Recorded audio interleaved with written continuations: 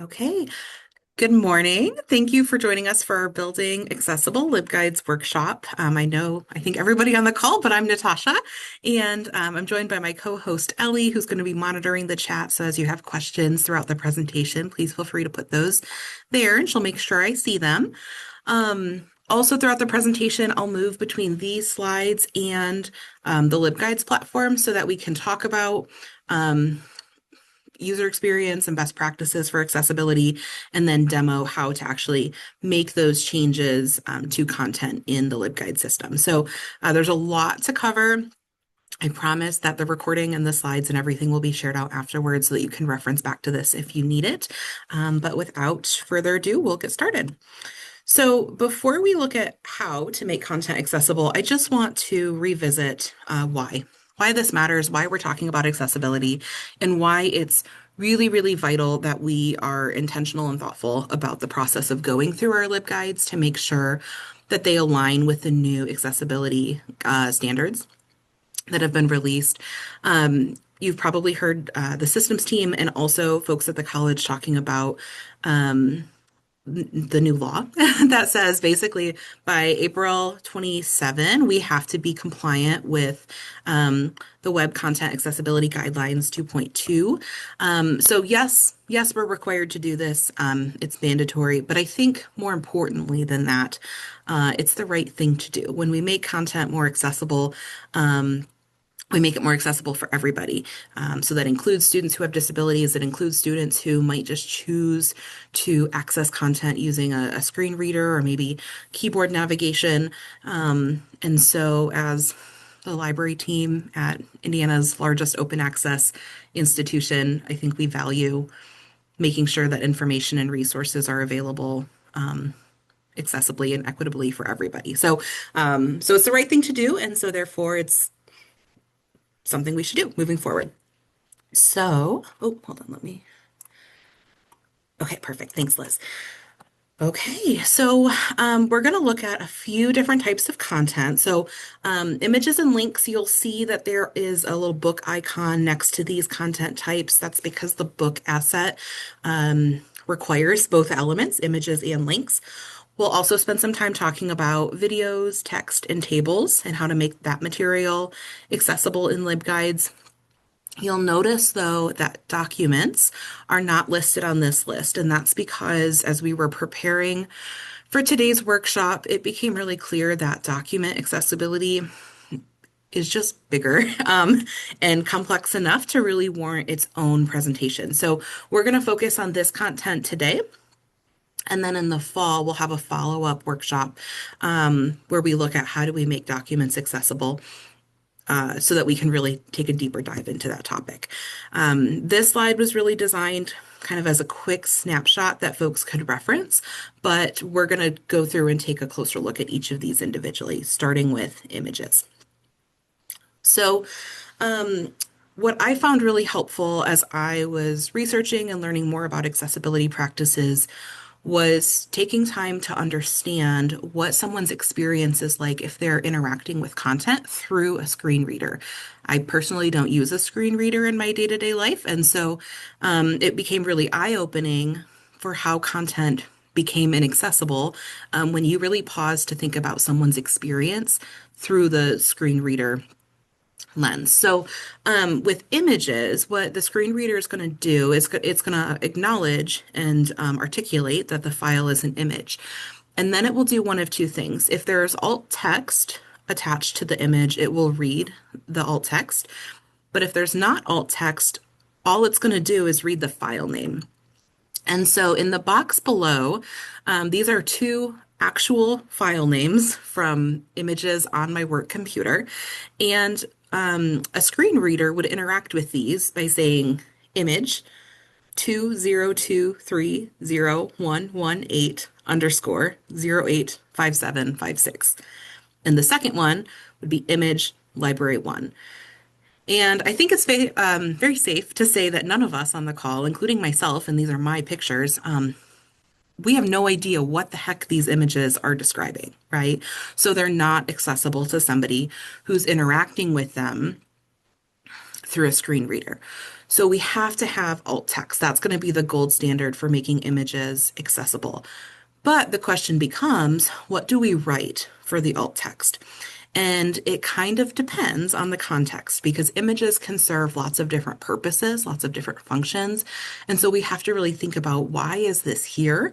And once we understand that purpose, then we can look at, okay, how do I describe this in a way that's both accurate and concise, but also contextualized and like not redundant with other content that might exist around the image.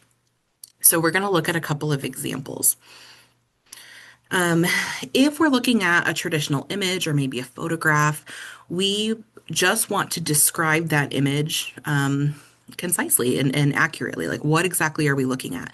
So we can see below this, let me move my bar here. This alt text would be announced as image, a stylized icon depicting a landscape with mountains and a sun.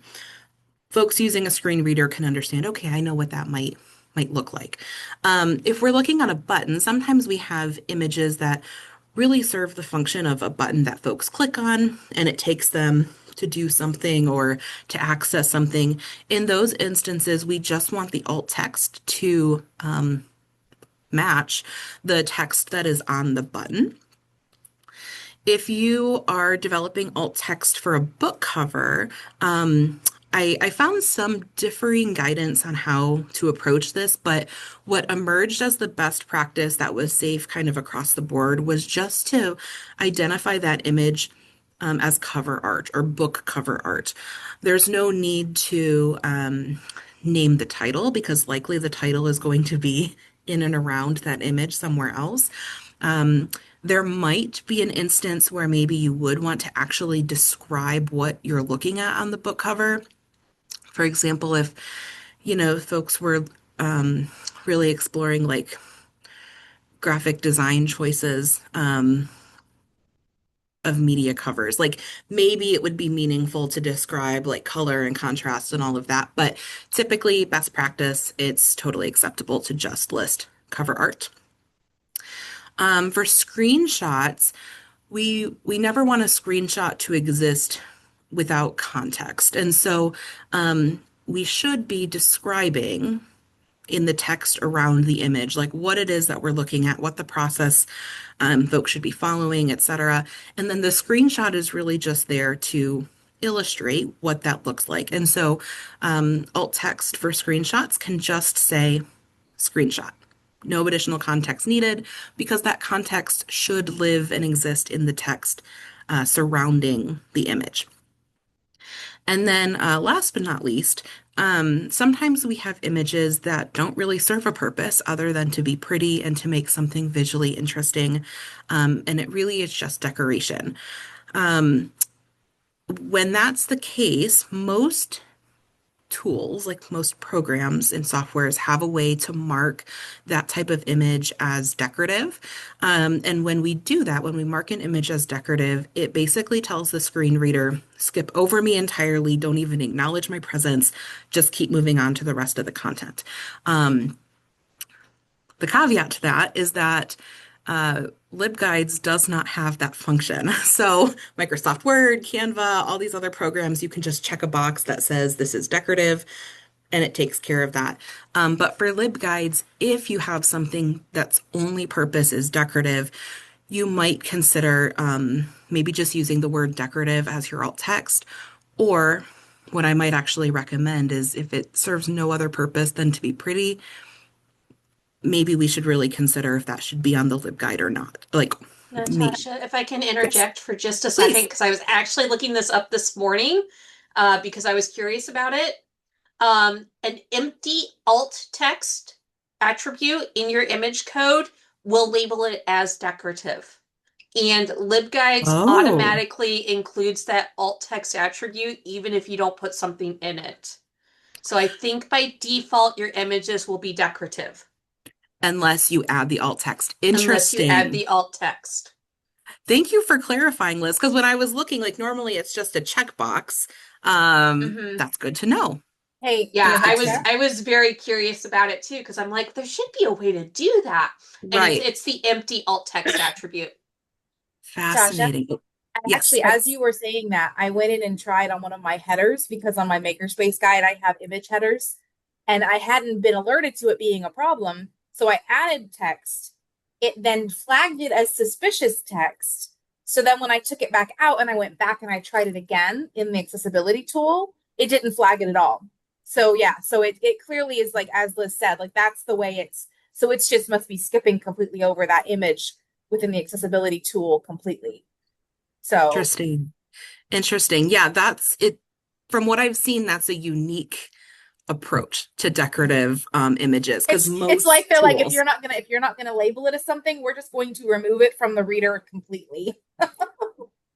which in some ways maybe helps, but in other ways, It probably helps them right now as they're making people are making the transition where sure, it just kind of checks that box and then people can go back and edit things without it being, you know what I mean?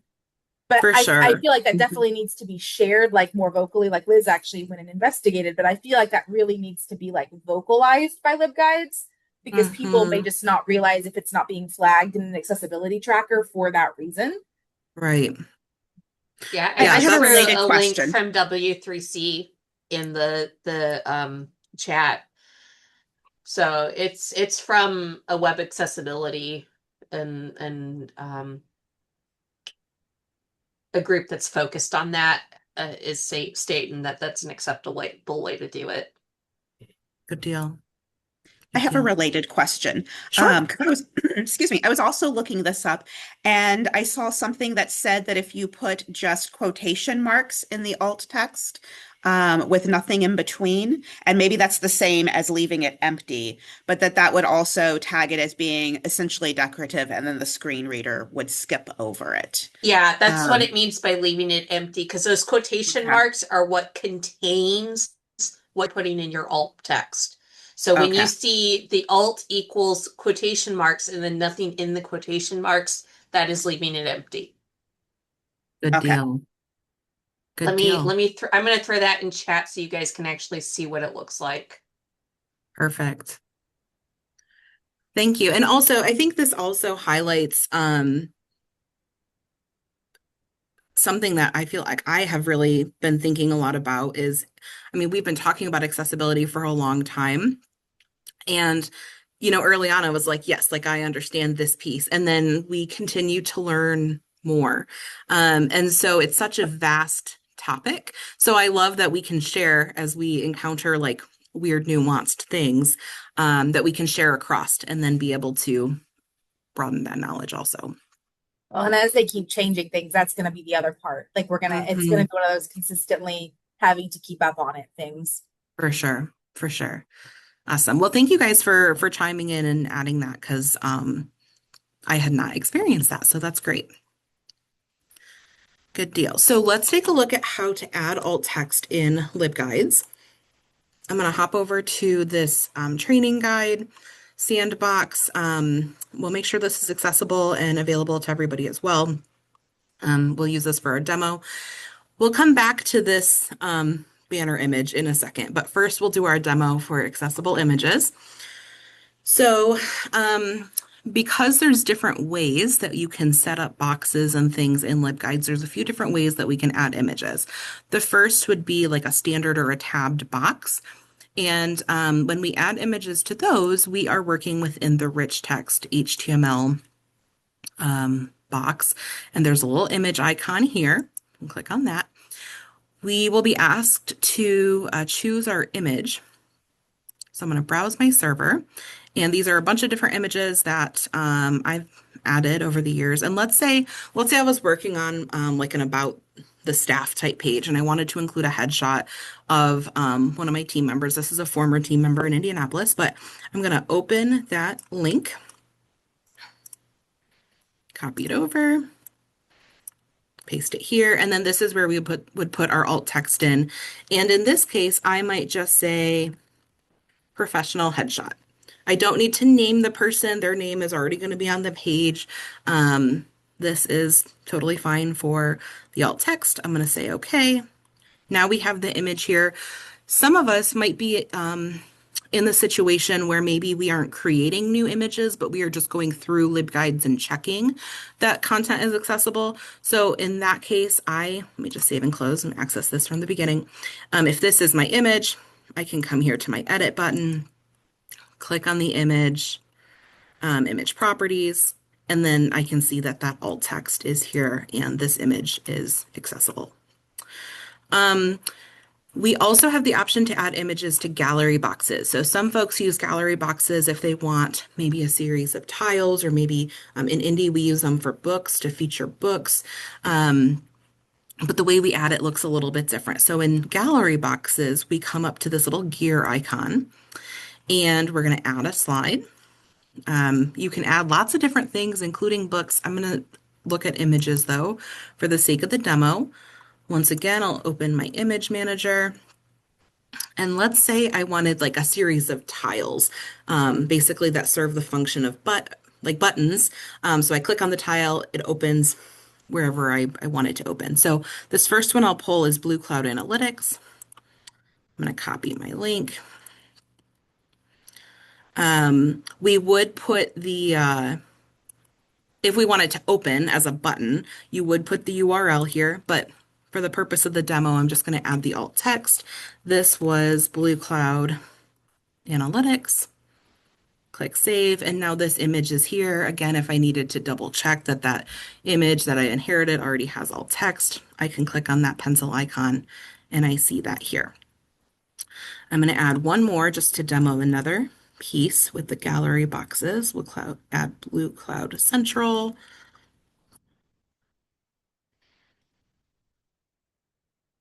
Blue Cloud Central. Excellent. Save. And now I have a couple different images here. One note about gallery boxes, the recommendation is to make sure that the automatic play is turned off.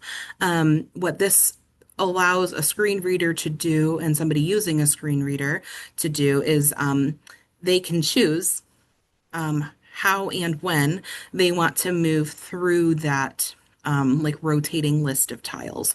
So as opposed to it automatically launching and then the screen reader potentially missing the first box or the first image because it's already scrolled on to the second or the third or the fourth. So just to kind of demo what this looks like, I have two images. I have it set to one box at a time. You can expand that, but then someone has the option to choose to move between images here. Okay. And then we'll also quickly look at books. So again, I'll go to add. We have an option to add book from the catalog. And here we start with the ISBN number. So I have a record already pulled up. I'm going to pull the ISBN number. Okay. Get book info. It's automatically going to populate with some information here.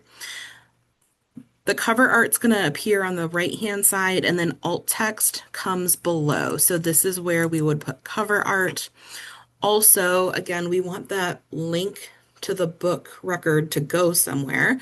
So we would want to also pull that permanent link, paste that here, save, and then now the image, we put cover art for the image, that's there. You'll notice by default, it's going to have the description appear below, below the book. One thing that is applicable to both books and links is we have the option to choose where we want the description to display. So by default, it says underneath the tile item or beneath the item tile. You have a few other options. The other accessible choice is the clickable info icon. What that does is it really condenses, which can be great, especially if you're thinking about mobile usability.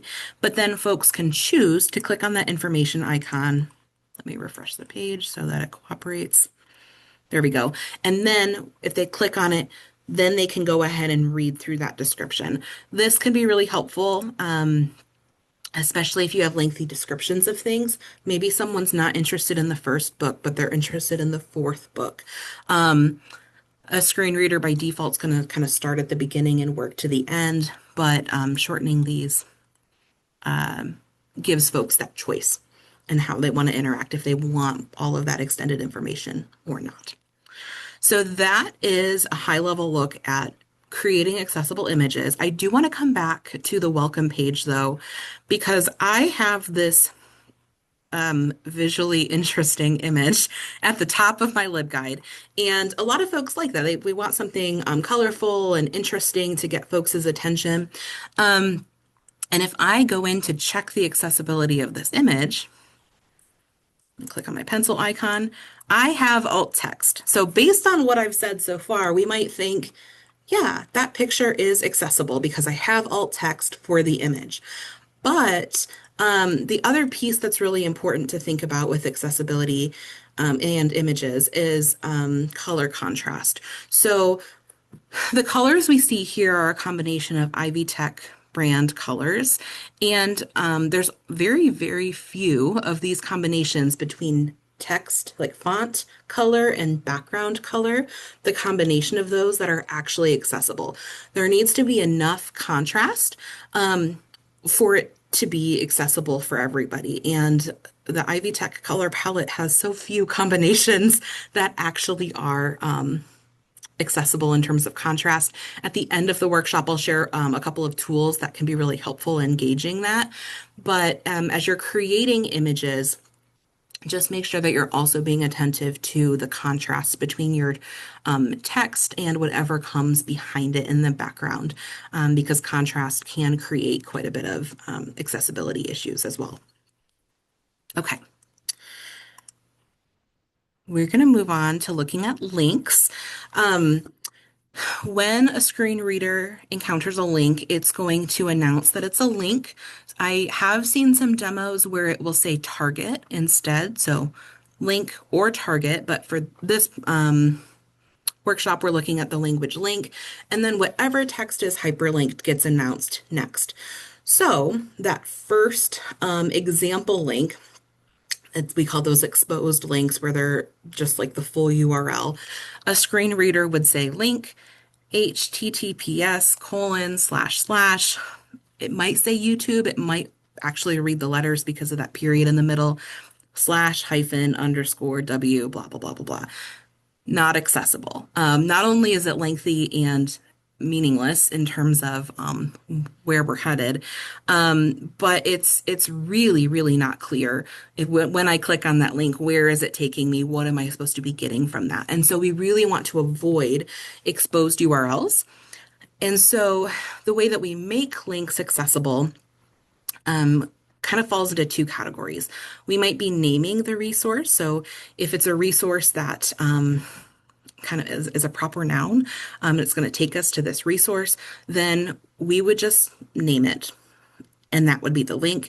Sometimes we use links to communicate some kind of action that we want people to take. And so by clicking on this link, it's going to help facilitate that action. And when that's the case, what we want to do is we want to write that link language in like grammatically correct structure. And we'll look at an example of what that means. The last piece with links that we want to think about is our target location. So what that's saying is, where does this link open? Is it going to load in the same tab that I already have open? Or is it going to load in a new tab, a new window? And what we've talked about as a team is that the best practice is that if something is going to take you external to the library's website, so it's going to take you away from the library's website, you want to open that in a new window so that folks never lose the library's webpage. But if it's a page within the website, the library's website specifically, then you would load that in the same page, or the same window, I should say. But external gets a new one. So let's look at some examples. Ivy Learn is a great example. Proper noun, when they click on Ivy Learn, it's going to open that website. Similarly, the second example is a YouTube video, and that YouTube's video is named AI Machine Learning deep learning and generative AI explained. So that link is communicating that it's a video and what the video's name is. But something like click here, even if it's taking us to a proper noun type resource, we don't know where it's going. So that would not be an accessible link. Similarly, when we look at action link language, we might say, learn how to schedule tutoring appointments. And that would link to a website that explains that process. But get started now, we're missing some details about what is starting, what are we doing, where is that happening, that kind of thing. So that example would not be accessible. So how do we make links accessible within the LibGuide platform? Let me go back here. Okay, so we'll start with link assets for those named resources. I'm going to say add. I'm going to add a link. And let's say I wanted the link to open to the Ivy Tech Indianapolis Library website. I'm going to copy that link over. We could have a description. I'm just going to say website. It would be more extensive than that, but for the sake of the demo. And then again, we have our option of description display beneath the item tile or the clickable info icon. Either are accessible. The hover item title is not accessible. We don't want to use that one. Okay. And then I'm going to click save. Now, a nice thing about links, and you may remember this from one of the earlier LibGuide workshops this summer, when you have a link asset, you can use that link, whatever the original is, you can map that to other pages.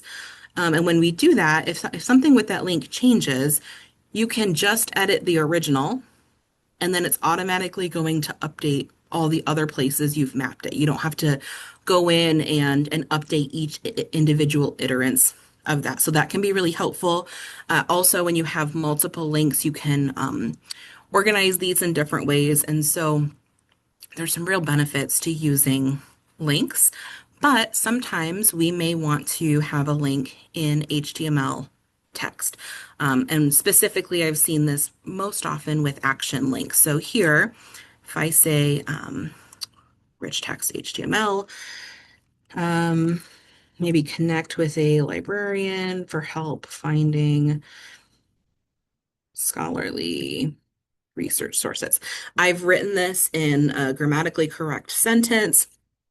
Maybe I want this link to come to, let me go back to my Indie web page, this connect with a librarian page. Maybe this is where I want that link to go. I can just highlight all of that text, click on the link button, paste that here. And then again, we want to set the target. And again, we have options. Do I want that in a new window, external site? Do I want that in the same window? In this case, this is maybe still on the library's website. So I'm going to say, okay. And now we have that action link as well. Okay. All right, let me go back here. Next, we're going to look at videos, and videos maybe feel a little bit more complex. Again, this is recorded, so we can access this later if needed. But most of the time when I've seen videos on LibGuide pages, they've been embedded. So they look really interesting, right? Video is right there. We can click on it. It plays right from the LibGuide. But when a screen reader encounters that, what it's going to do is it's going to say iframe, and then whatever the video title from the video code is. And we'll look at an example of what that means. We might also possibly have a linked video, and this functions just like links, which we were just looking at, where it'll say link or target, and then whatever is hyperlinked afterwards.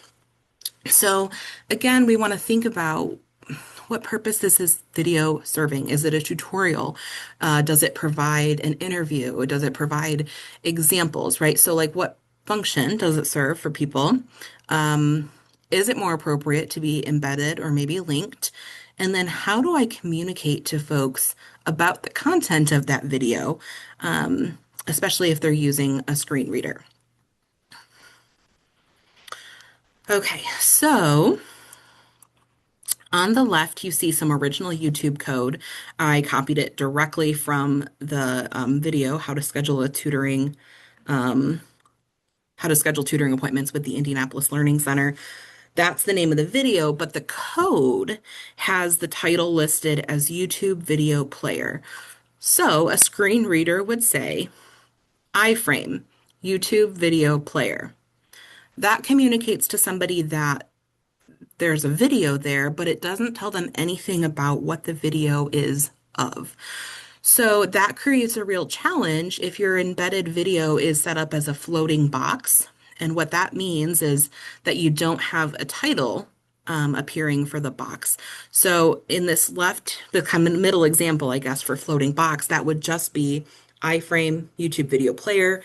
We're missing some context around what that video is about. So that's not accessible. On the right-hand side, though, we've removed the floating box function. And so now the name of the box appears, and we can name that box as video content. So we could say, video, how to schedule tutoring appointments with the Indianapolis Learning Center, iframe, YouTube video player. So that communicates to somebody what the video is, and then the iframe YouTube video player lets folks know that they can play that video from there.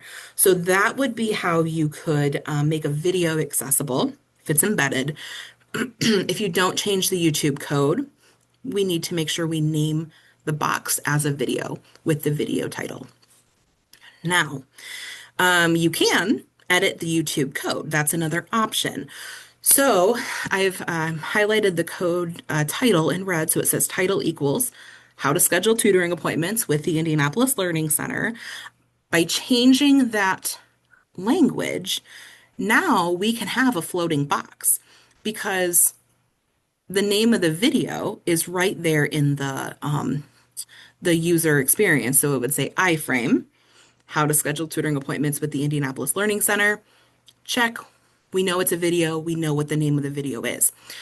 Now on the right-hand side, I have a yellow check mark because this is an example of not necessarily something being inaccessible, but being redundant. So if I had that same edited code, I've added the video name, and I chose to include the name of the video in the box, it's not floating, then the user experience would say, it's going to read the title of the box first and then the video code. Video, how to schedule tutoring appointments with the Indianapolis Learning Center.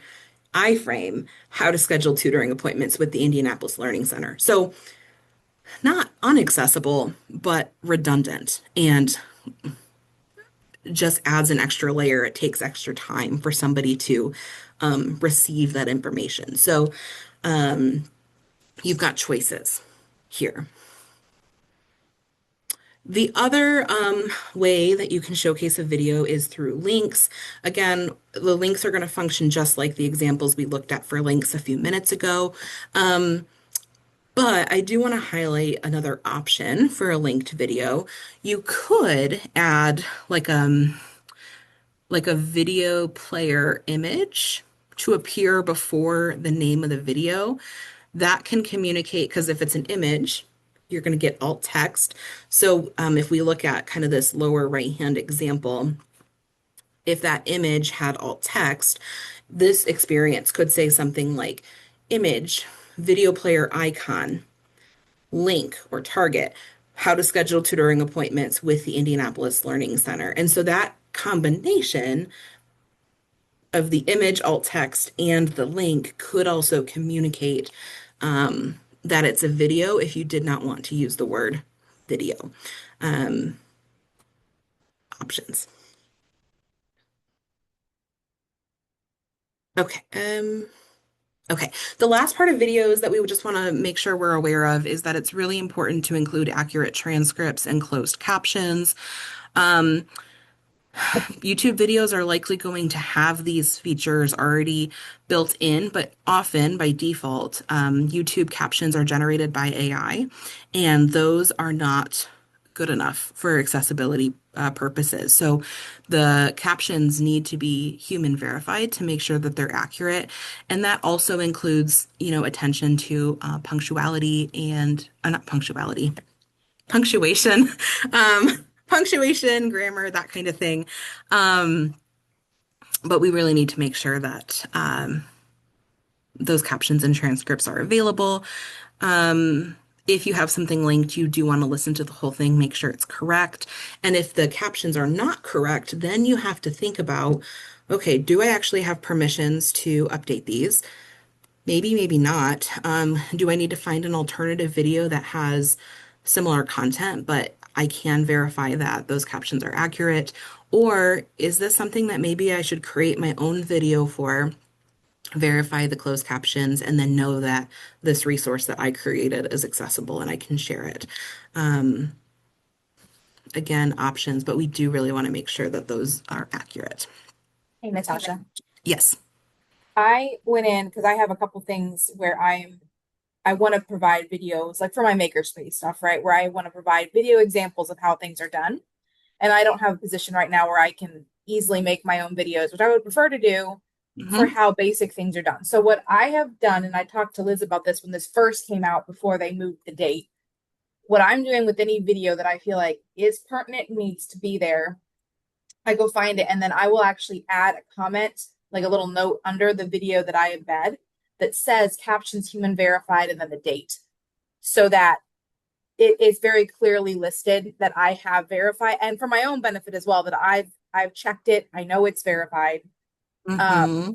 And then that just, it saves people a little bit of time. I know that's not technically like the suggested way to do it, but I don't want to question if someone else comes and looks at this, and been like, oh, do I need to verify that these captions are correct? No, I verified them as of this date. So, That's great. And another way that I've seen that done too. So I was working through a training on something and they had a video, and the video um, had AI generated captions. And so they included text underneath that was like the video above is using AI generated captions. The owner is working on, updating that for accessibility purposes. Here is an accurate transcript. And they created that themselves. But yeah, I think and it's that's something great. else. That's something else. I mean, I think that we could consider doing, or that might be a good use if we have someone who is on a desk, like part timers and stuff, to have people go through and actually help create like transcripts or clean up a transcript that has been generated by something. Because I know plenty of groups now are trying to generate transcripts for meetings and things, but you still want to go back through and check it and verify that it is correct. So, Absolutely. Absolutely. Yeah, it's especially being able to listen to things at a higher speed helps make that move a little bit more quickly, but depending on the length of the video can still take quite a bit of time. Um, but yeah, great suggestions and great ways that we can increase that accessibility and just make it transparent, right? Like this was human verified on this date. Good deal. So how do we do this in LibGuides? Let's go back here. And I'm going to start by actually just capturing some YouTube code first. So I'm looking at the systems team video channel. I'm going to use this one, create a LibGuide from Sarah's workshop a few weeks ago. And let me just launch it here really quickly. Oops. Okay. So if I wanted this code, I would click on share, embed, and then this is the embed code that I want. So I come back over here, I'm adding my media asset, paste my code in first, and then this we would want to name it as a video, and then we would want the name of the video. So let me paste this, create a libguide, good deal, save. Now, I did not change the code. So if I come back in here to edit, let me make this a little bit bigger. We want to look where it says title. This says YouTube video player. So I've named my video as a video and I've included the title and the name of the box, that's fine, because I've named it. But this title, when the iframe piece is red, it's going to say YouTube video player.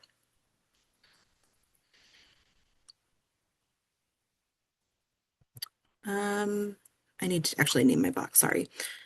Video, create a LibGuide. Good deal. So now when it appears, I see my title and that embedded video. If I wanted that to be a floating box, I'm going to come in here, I'm going to re-add my media widget, video. Okay, so if I want it to be a floating box, I have to change the title in the code here. Oops. Create a LibGuide 7/13/2026. Save. And then I'd come back up here to my box editing tool, and I already have it set to be a floating box. And I click save. Now when I preview that, I don't see, it doesn't say video above it because it's floating, which is fine because I've edited the actual embedded code to include the title. So that's fine. For the sake of time, I'm not going to demo the linked videos because we've already looked at links, but after this demo, I'll go through and I'll add those. That way they live on this website and you can always, take a look at them if you want to see how everything is set up. Natasha, can I ask a question real quick? Please, Is, please. is there is there a preference? I know that both of them work. Putting naming the box, video, create a Mhm. LibGuide, and doing a floating box and then editing the HTML. Both of them work, but is there a preference? Like, are we giving preference to one over the other? That's a really good question. I have not seen anything online that says like, accessibility standards, like one way is preferred over the other. In practice, like with indie LibGuides, um,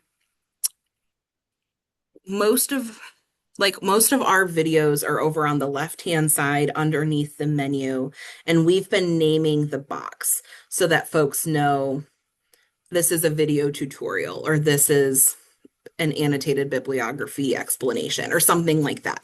Um, but sometimes folks will put videos like in the content, where it's like, here's this information, and then the video comes right underneath.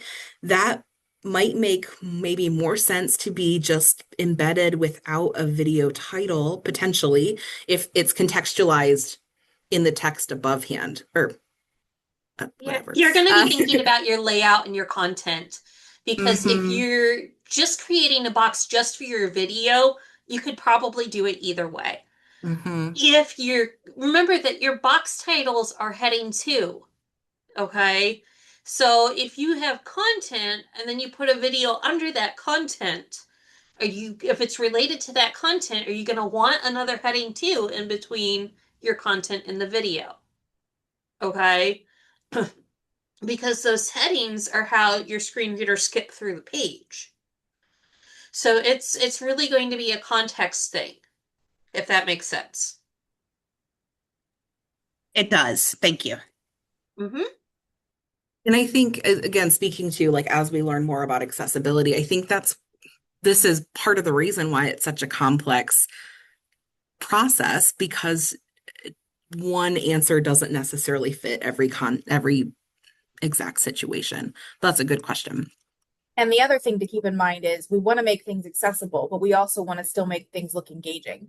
And so sometimes you're trying to balance aesthetics with accessibility because you also, I mean, we know people have very limited attention span sometimes. So losing people if things are too complicated or too, it can create. So we're trying to give both worlds an adequate access, which means we're going to lose on both ends a little bit, but we're trying to balance that as much as we can with some of this as well, because a lot of this is also just trying to keep engagement. And what works really well for someone's screen reader or that may not visually right now because we're still in that middle ground of things trying to catch up with the law that's been passed to adequately fix that problem.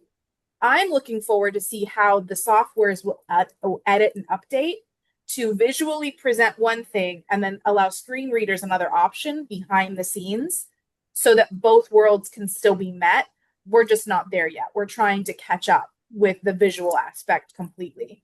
Yeah, there So I is think we're some still in coding that. capability when it comes to that, but it's more complicated. It's actual coding Yeah, I because figure I figure you can create screen reader only text, and so you hide it from the page. But I it figure uses the CSS. the widget production will become more advanced with some of that as we get farther Mhm. along here. It just Yeah, hasn't been required yet, so the companies haven't been doing it. yeah. Well, and what's also nice, at least for right now in the space that and time that we find ourselves in, is that for just about all of these, we have options, and both options can work. And so being able to choose what works for this particular setting is helpful. Good deal. We're going to take a look at text next. Text next. And for the most part, so often when we open a Word document or something, we just start typing. We don't always necessarily apply structural formatting to the text, but a screen reader really relies on those structural tags because it helps the screen reader know what order to read information and to allow folks to be able to move through content if they don't want to just start at the beginning and read to the end, be able to move through the content. So a screen reader, if something is coded as heading, will say heading, whatever that is, similar with paragraphs. And I found this really interesting. I didn't know this when I started the research, but if we have a list, whether it's a numbered or a bulleted list, it's going to say this is a list with 4 items, and then it's going to read those items. So using those built-in structural elements is really important for helping the screen reader know how to navigate it. Um, so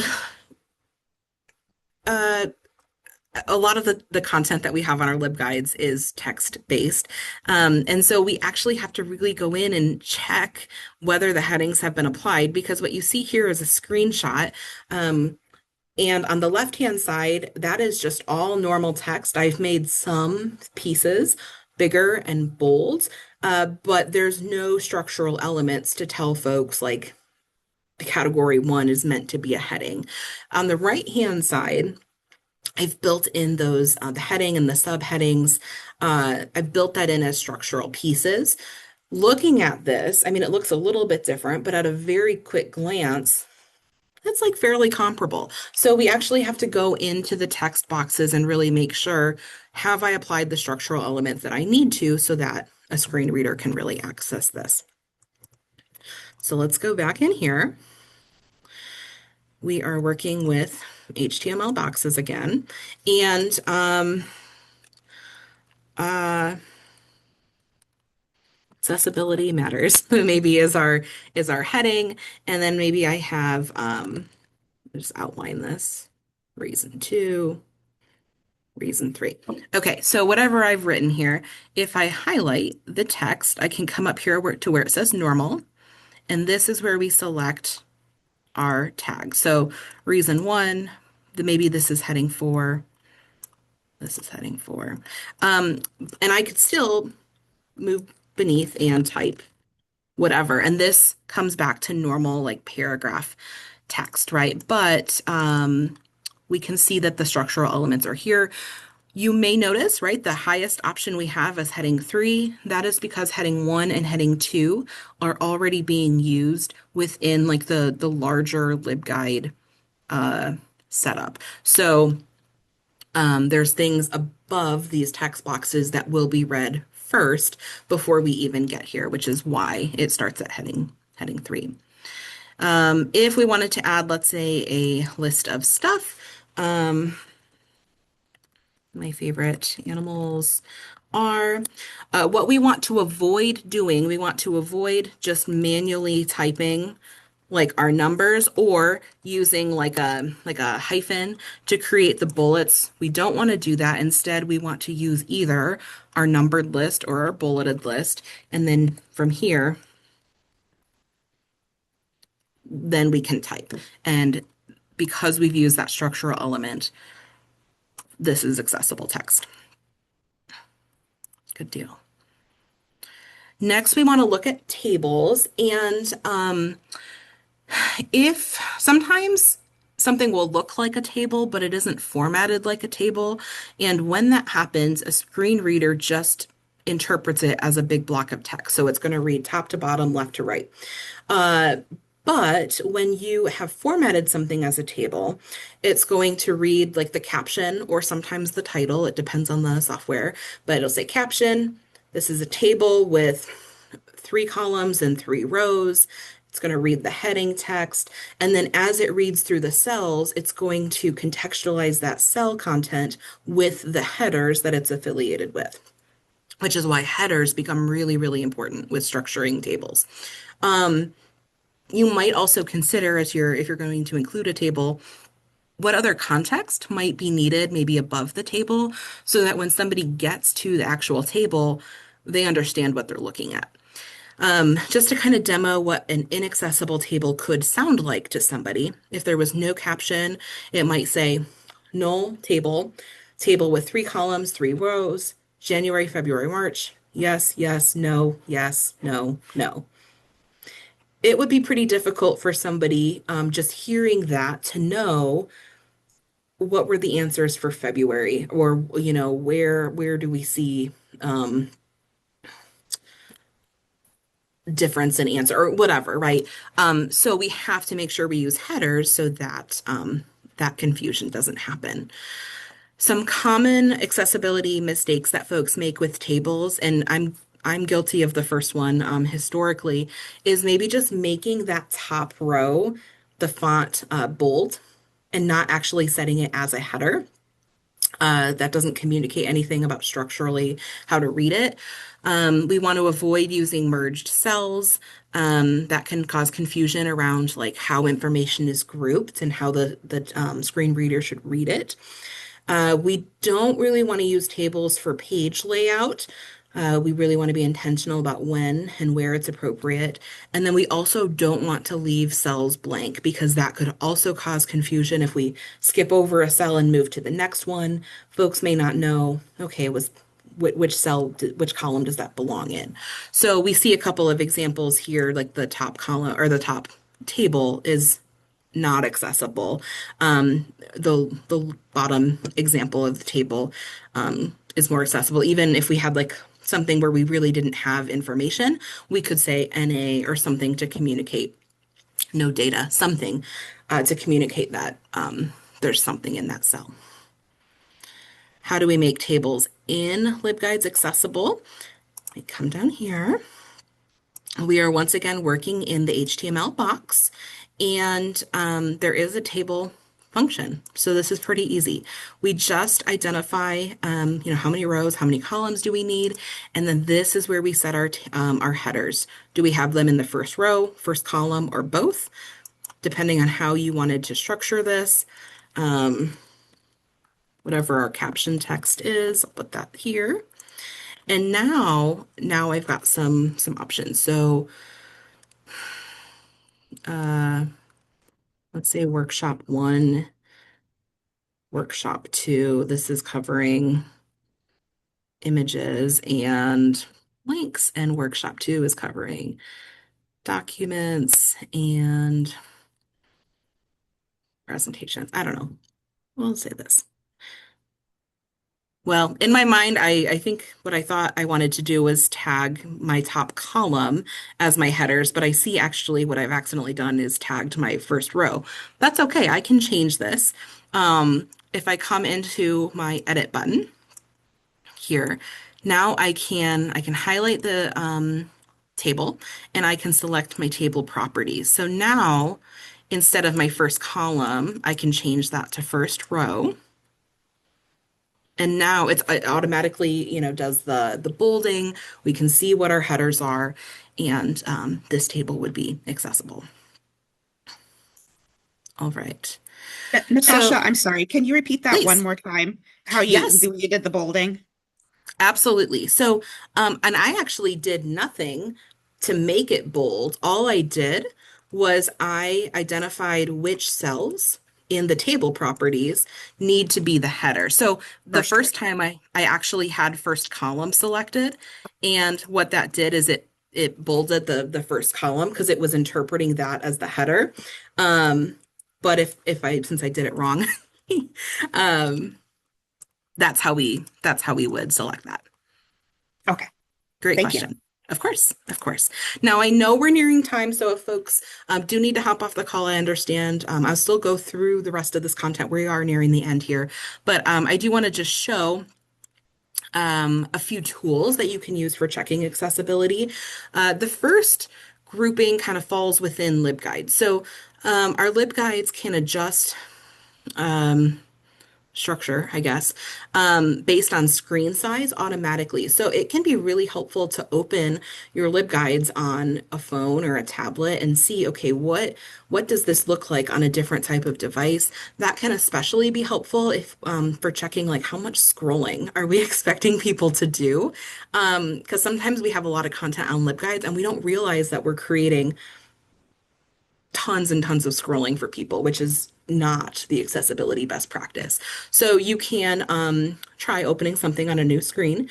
You also can use the print page feature. So let me just show you what that is. Here, I'm here on the library's website. If I scroll down here, we have the print page option. And what it's going to do is it basically is going to print in kind of the order that information is presented. And so we can get some insight into like reading order on a screen reader. I do have a different tool that I really like for order though.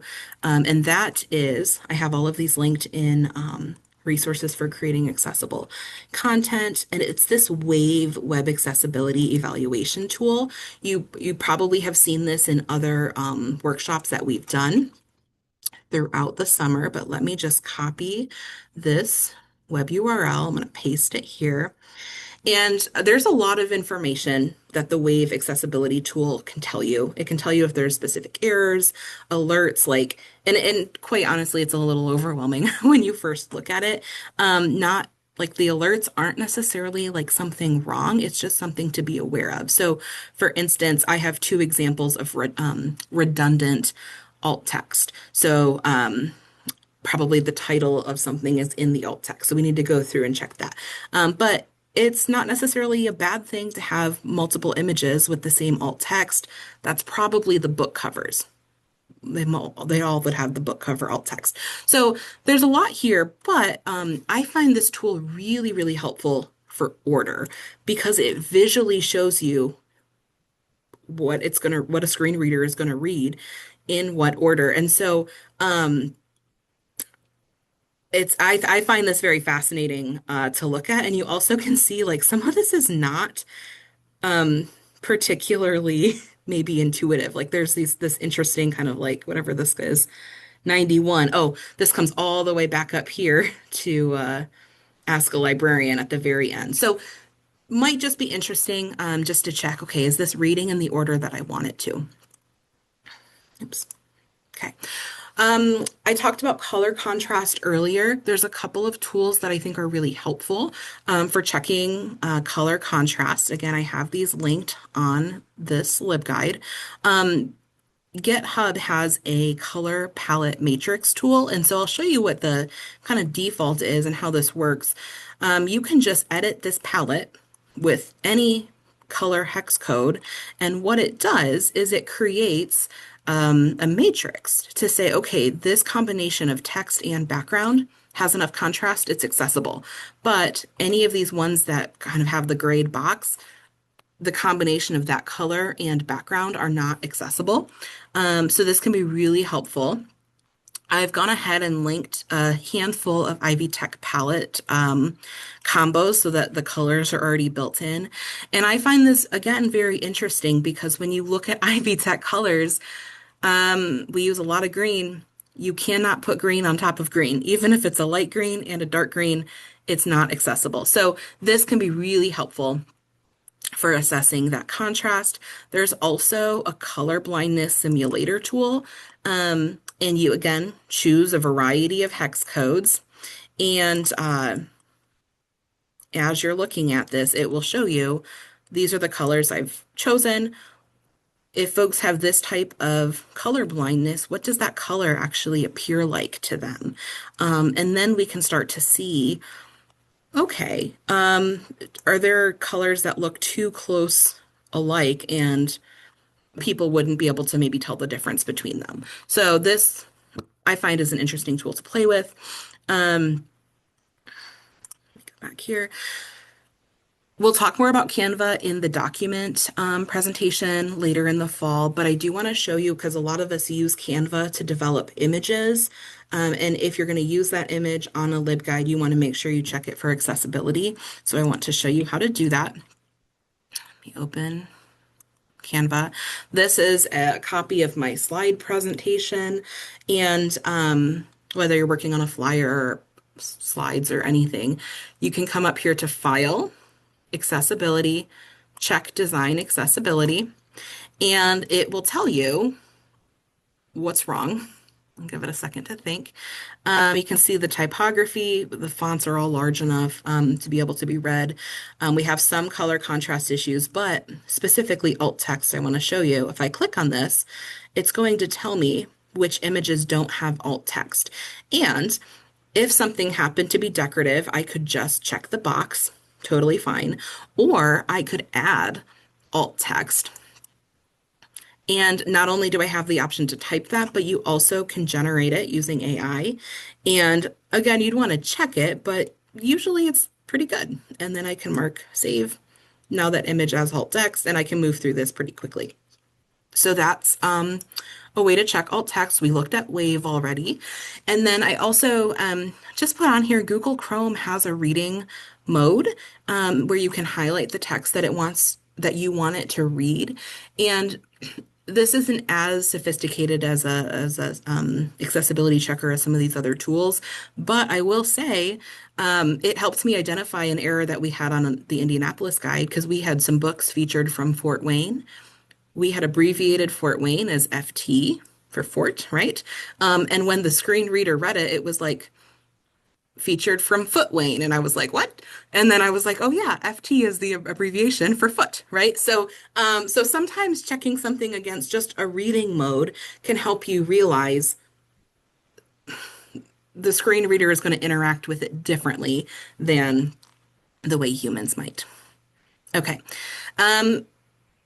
All of these links I have linked on the LibGuide that I mentioned. I do just want to highlight there are some really great learning resources. If you want to take a deeper dive into any particular type of content, the Guide to Guides page, there's a whole page dedicated to accessibility. There's great step-by-step tutorials on there.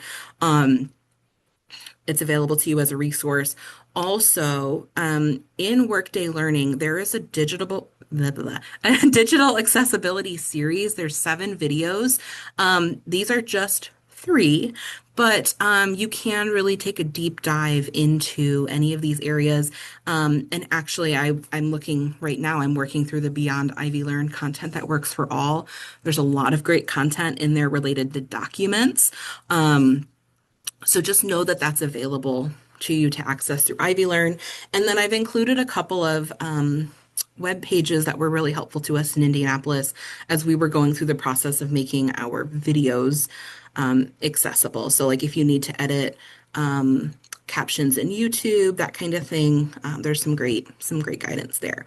So I know this is a lot. We'll make sure that this is shared out. Are there other questions that I can help answer today? Or are we feeling okay? I had to step away for a moment, so I may have missed it. Did you show the what was it? The checklist thing?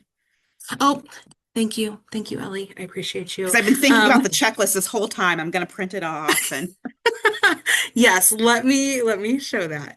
And I'll show it and then I'll show you where it's shared. So in addition to the slides, which we have shared, I also built an accessibility checklist that is really intended to, print out, have it handy as you're going through and really kind of auditing each LibGuide. And it has everything from like guide and page setup with friendly URLs, and the content that we've looked at today. When we get to documents, I'll have another version to share at that point, but this is here as a resource for you. I also have this saved and shared. Um, I have it actually in this final tab, I think. Um, I have some guidance on like if you aren't sure how to like search through your LibGuides to filter down to what you need, but I have the LibGuide accessibility checklist linked here as an accessible document that you could download and print from there. Thank you for that reminder, Ellie. It is also on the list of resources on the presentations page that has the recordings for this session. And I'm going to add it to the accessibility page. I just forgot to do it before. No worries, all good. Good deal. Other questions that folks are thinking about? All right. If you run into questions as you're working through this, of course, please feel free to reach out to us. I am by no means an expert, but I feel like I've learned a lot as I've, done research and have been grappling with these things. So I'm really happy to help troubleshoot anything that might come up as folks are working through their LibGuides. All right. Well, thank you for joining us. I apologize for running a few minutes over, but I hope everybody has a wonderful rest of their day. Thanks, Natasha. Thanks.